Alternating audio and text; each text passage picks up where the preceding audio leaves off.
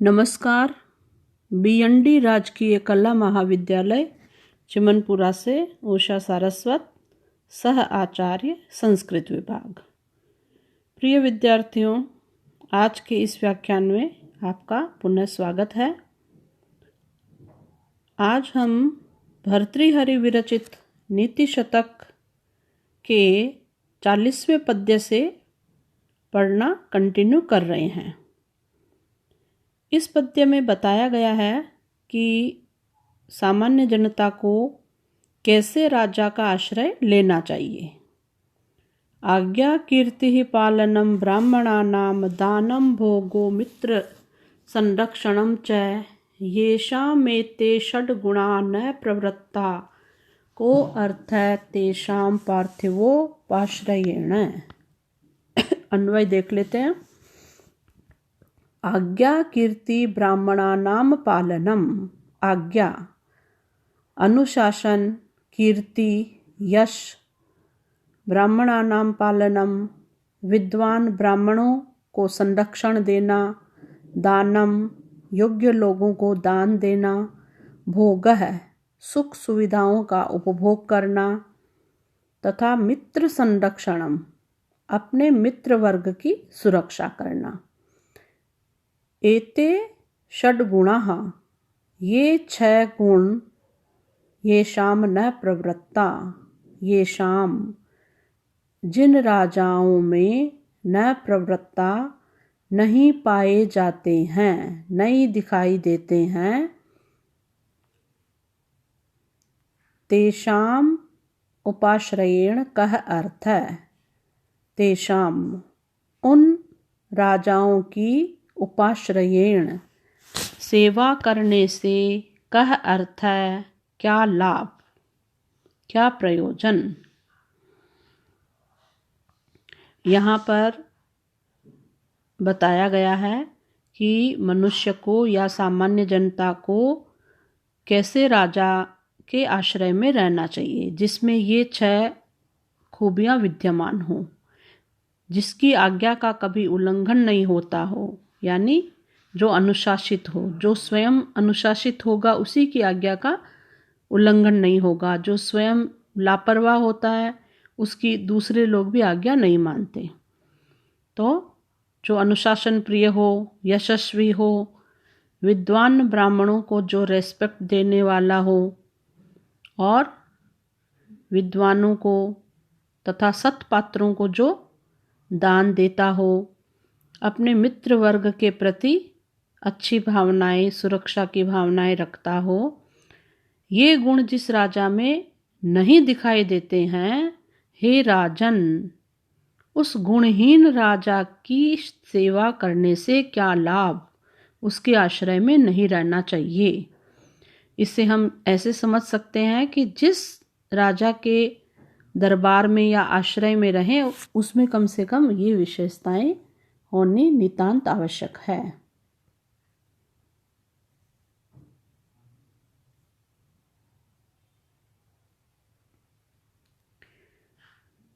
यद्धात्रा निजभाल पट्टलिखितं स्तोकं महत्वा धनं तत्प्राप्नोति मरुस्थलेऽपि नितरां मैरौ च नातोऽधिकं तद्धीरो भववित्तवत्सुकृपणां मृत्युं वृथा मा कृथा कूपे पश्य पयोनिधौ घटो गृह्णाति तुल्यं जलम। इस पद्य में कवि भर्तृहरि ने प्रसंग जानते हैं। इस पद्य में महाकवि भर्तृहरि ने भाग्य के महत्व पर प्रकाश डाला है।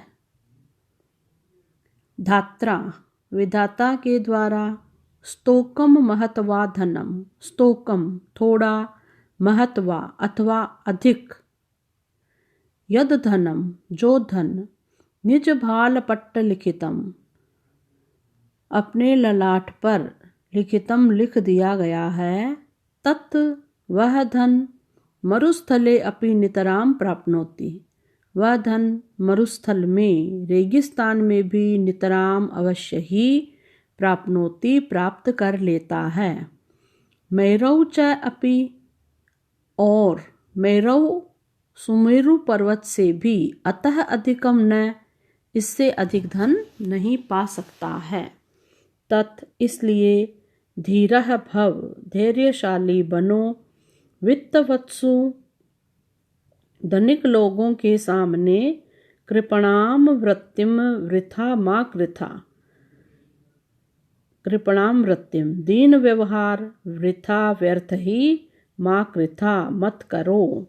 पश्य देखो, घटः घड़ा, कूपे पयोनिधौ अपि, कूपे कुएं में, तथा पयोनिधौ अपि समुद्र में भी, तुल्यम जलम ग्रहणाति, समान जल को ही ग्रहण करता है। इस श्लोक के माध्यम से कवि ने क्या संदेश दिया है कि धन के लोभ में धनी लोगों के सामने दीनता प्रकट नहीं करनी चाहिए, यह अनुचित है। मनुष्य को स्वयं के भाग्य पर संतोष करना चाहिए। जो धन उसके भाग्य में है वह उसे अवश्य ही मिलेगा।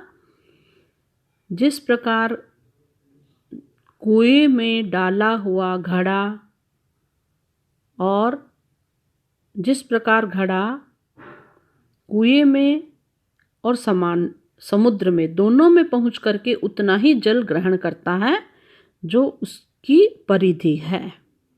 बस पुरुषार्थ करते रहना चाहिए।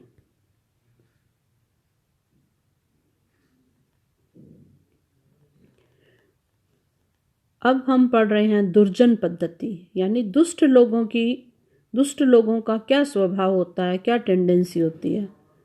अकरुणत्वम, अकारण विग्रह, परधने परयोषिति च स्पृहा, सुजन बंधु जनेश्वर सहिष्णुता, प्रकृति सिद्धम इदम ही दुरात्मनाम। इस पद्य में दुर्जनों में क्या दुर्गुण होते हैं, कौन सी बातें उनमें अनायासी पाई जाती है, इस प्रकार के दुर्जनों के स्वभाव का वर्णन करते हुए कवि कहता है अकरुणत्वम, अकरुणत्वम जिसमें करुणा का अभाव हो, निर्दयता, अकारण विग्रह, अकारण बिना कारण ही विग्रह झगड़ा करना, परधने दूसरों के धन में, परयोषिति च और पर स्त्री में स्पृहा अभिलाषा रखना, सुजन बंधु जनेषु असहिष्णुता, सुजन सज्जनों के प्रति तथा बंधु जनेषु अपने परिजनों के प्रति असहिष्णुता, सहिष्णु नहीं रहना, असहनशील बनना अर्थात सहनशीलता न रखना, इदम ही यह दुरात्मनाम दुर्जनों का प्रकृति सिद्धम स्वभाव सिद्ध ही होता है।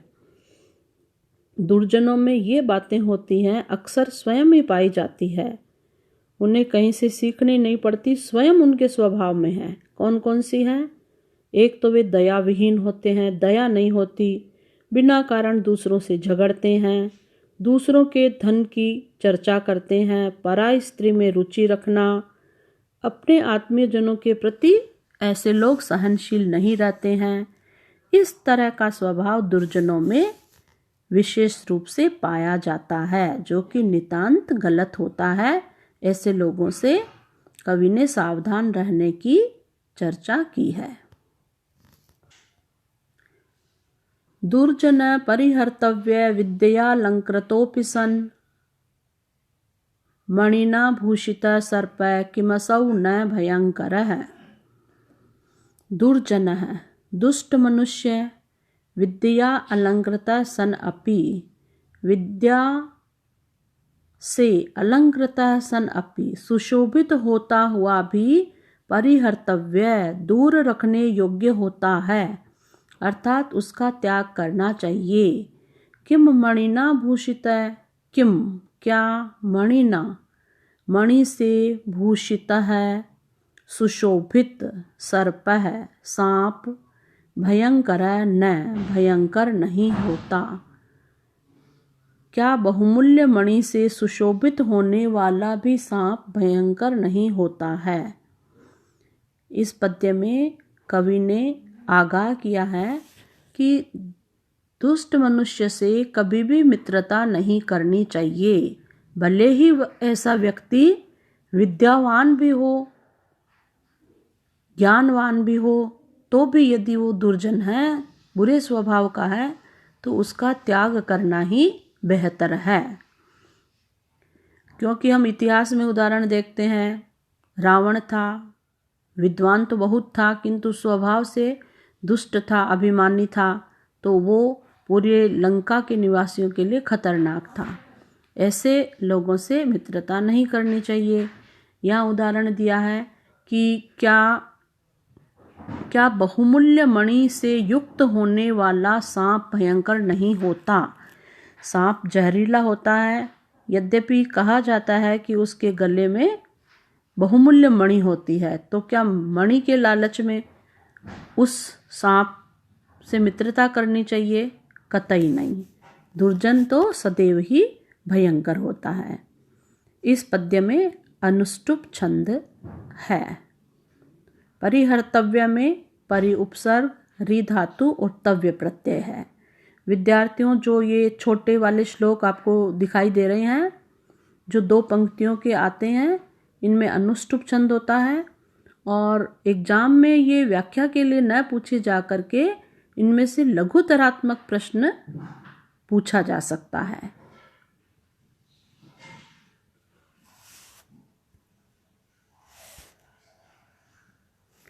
जाड्यम रीमति गण्यते व्रत शुचौ दंभ शुचौ केतवम शूरे निर्घृणता मुनौ विमतिता दिन्यम प्रिया लापिनी तेजस्विन्यवलिप्तता मुखरता वक्तव्य शक्ति स्थिरे तत्को नाम गुणो भवेत् स गुणिनाम यो दुर्जनैः नांकितः। रीमति जाड्यम गण्यते, यहाँ पर प्रसंग जानते हैं। सज्जनों की निंदा करना दुष्टों का स्वभाव होता है। सज्जन जो कि गुणवान होते हैं, लेकिन दुर्जन व्यक्ति उनमें भी कहीं न कहीं से कमी निकाल लेते हैं। रीमति, दुर्जन व्यक्ति रीमति लज्जाशील में जाड्यम मूर्खता को गण्यते बताते हैं। व्रत शुचौ, व्रत से पवित्र आचरण वाले में दंभ है, पाखंड। शुचौ, शुद्ध आचरण करने वाले व्यक्ति में केतवम, कपट। शूरे, शूरवीर में निर्घृणता, निर्दयता मानते हैं। मुनौ, मुनि में विमतिता यानी बुद्धिहीनता। प्रियालापिनी, मधुरभाषी में दैन्यम, दीनता को गिनते हैं। तेजस्विनी, तेजस्वी में अवलिप्तता, तेजस्वी व्यक्ति को अभिमानी बताते हैं। वक्तरी, वक्ता में मुखरता, वाचालता। स्थिरे, स्थिर पुरुष में अशक्ति, दुर्बलता बताई जाती है।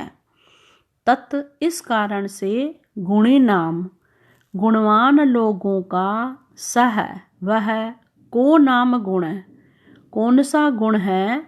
यह जो दुर्जनई न अंकित है, दुष्टों के द्वारा लांछित नहीं किया जाता है। यानी दुष्ट लोगों का स्वभाव होता है कि वे सज्जनों के गुणों में भी कहीं न कहीं से कमियां बता देते हैं। इस श्लोक में शार्दुल विक्रीडित छंद प्रयुक्त हुआ है।